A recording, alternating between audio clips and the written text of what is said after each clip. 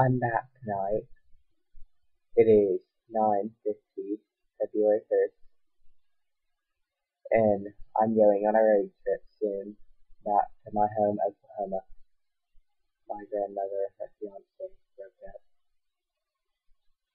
and I wanted to do one more of these before I left because I might not be on the internet for a while where I'm going. But tonight, with the time that I do have, I want to talk about what I've heard about both heaven and hell, and I want to talk about both. I've seen a testimony of both on YouTube, which I will be posting in the description. It both sound very different than things are here. In the spirit realm, they think that it's more realistic than here, that the colors are brighter and the edges are sharper. And in heaven, the man that got there, the peak of his journey was standing in the river of life. And in the river of life, he felt God's love, God's grace flowing eternally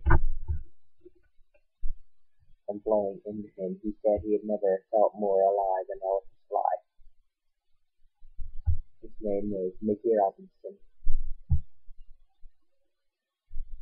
and he knew that the Lord was going to take care of him for eternity. Also, about hell, there's this other man, David Simpson, I forget his last name. Well, he was walking one day, and he felt a circle of pain in his chest, and he just died right there. And moments later, he woke up. He was in this blank room. It wasn't white, it wasn't black, it wasn't any color in between. It was no color.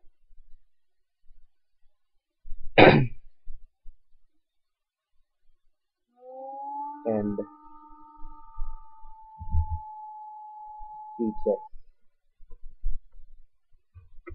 was there. He tried to run away, but he couldn't because he had no legs. His legs were left with his body.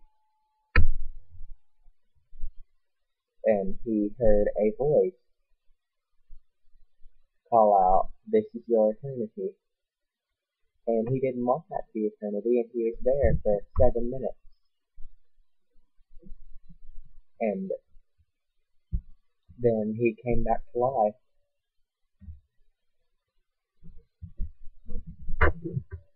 And he started talking to God. He was horrified of the experience he had had. He asked God what he could do to make sure that he didn't have to go back to that place ever again. And God answered with only 4 words. The words God answered with were, "Get to know me." Meaning, get to know the Lord, Jesus.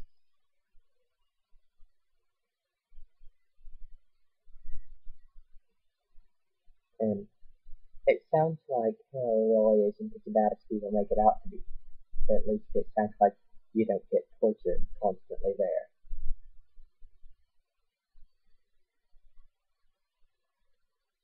But you still don't want to go there, because think of how boring that would get. You'd be tortured with boredom for eternity. And for those people who don't want to get to know the Lord, and they have to go to this place, it really sounds like just doing all we can do, just leaving them and not torturing them. And that sounds like love to me. If you have to leave something, you leave it instead of pushing it. And I think that's love. And I want to let everybody know that the Lord is always with you and that He loves you very much, whether you're a believer or not. He loves you very, very much. And that's all the time I have for now. It may be a while before I get back, but I'll try to get around next month. Okay. Bye, everyone.